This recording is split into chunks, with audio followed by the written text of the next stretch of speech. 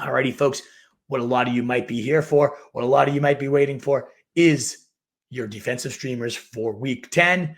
We've been on fire with these defensive streamers, so I can't wait to help crush it yet again. I think this week 10, I've got 5 defenses in my top 12. 4 of them are in my top 6 that are out there and well above 50% of leagues. So let's dive into what those defenses are and why I love them so much. At the top, which might come as a shock, the lowest scoring defensive unit since week 2 is the Steelers. Yet they are my number 1 pickup for the week. Why, Wolf? I'll tell you. They are at home for the first time in over a month. Alpha bye, so fresh, rested, getting in front of their home crowd, already going to be jacked up, right? But what could be more exciting than welcoming them back? Maybe the most disruptive defensive force in the league, TJ Watt, returning. The only game they've had TJ Watt for this year, they put up 25 fantasy points. They allowed 20 points to the Bengals with 7 sacks, 4 interceptions, 1 fumble recovery, and a defensive touchdown that game. And it seemed like Watt was involved in legitimately every single one.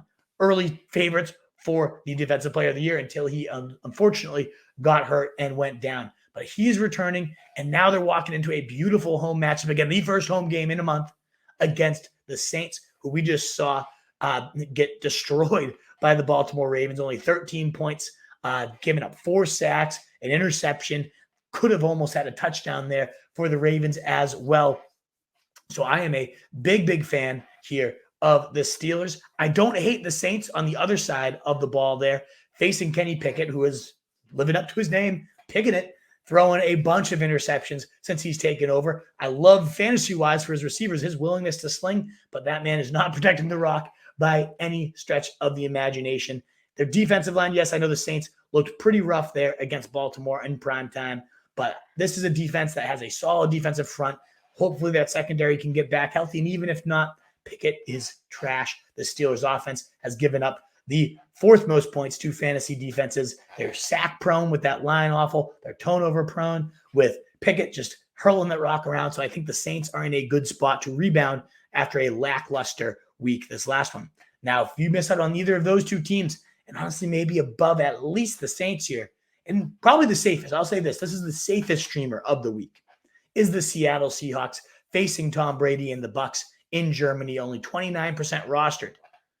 They have put up 17, 7, 13, and 8 fantasy point games across their last 4 weeks. They're allowing only 16.5 points per game after a abysmal start to the year where they were bottom 2 in the league in like points allowed and passing yards. And they were just a laughing stock of a defense that continued to win, but they were horrendous on defense. They have completely clamped down. The rookies are really finding their place.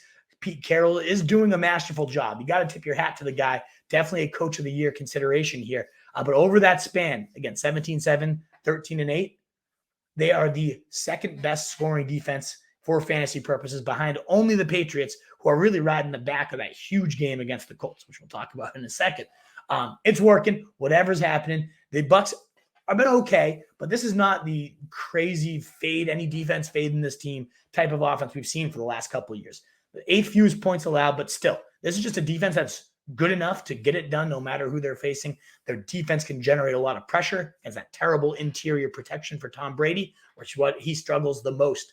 I really like the Seattle Seahawks just in general, but including this week. If you're playing the matchups, though, you may want to look at the Titans defense, my 6th ranked defense, 24% rostered right now. They've been pretty damn good anyways, not even factoring the matchup. They just held the Chiefs to 20 points, making it 5 straight weeks where they've held teams to 20 or fewer points. They're top 12 in 6 of their 8 games so far this year, so they've been a very solid defense. You know Vrabel always gets his boys going. They have 3+ sacks in 6 of those games. They have at least 1 interception in all but 1 game so far this year. They've been damn solid. And now they're facing Denver, the lowest scoring offense in the entire NFL, 14.9 points allowed, points per game. They're giving up 3 sacks per game, which, again, Titans are averaging 3 sacks a game. Do the math, low point total, the lowest of the week, in fact. And you got a recipe for turnovers, sacks, and very few points scored against them. Titans are a nice, safe, high floor with a high ceiling play, too, on defense. Now, if you want boom bust, I got 2 for you here, and then we'll move on to all of your questions, Wolfpack. The Cardinals, my 7th ranked defense. How, Wolf, can you have a defense that has surrendered the second most yards per game, 368.9, the second most points, 26.8? How are they recommended? Because they are one of the most opportunistic defenses out there. They have scored the most TDs by a defense on the season with 5 so far this year. They're putting up numbers on the back of that. And yes, it's scary. It's risky. If they didn't have these touchdowns, they'd be borderline useless. But they do have the touchdowns, and no offense rather, has surrendered more defensive touchdowns than the Rams. So you have the highest scoring unit defensive touchdown wise. The team giving up the most offensive touchdowns to defenses right now, with Matthew Stafford just chucking up prayers, getting sacked at will. I think this team matches up perfectly, the Cardinals, to have yet another big day against the team giving up the most points to defenses on the year. I can't believe that's the Rams, but it is. And the last but not least is the Raiders, 16% rostered right now.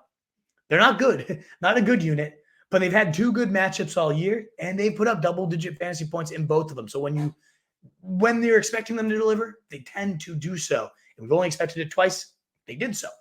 Why would we expect them this week? Because they're facing the Colts, led by Sam Ehlinger, who's already been confirmed as the starter. They are 0-2 right now, the Colts, in Sam Ehlinger starts. They're averaging 9.5 points per game. They've allowed 11 sacks, including 9 sacks last week. And if there's one thing that the Raiders defense really does well, it's sacks. Max Crosby, Chandler Jones, like this is a team that can get after the passer.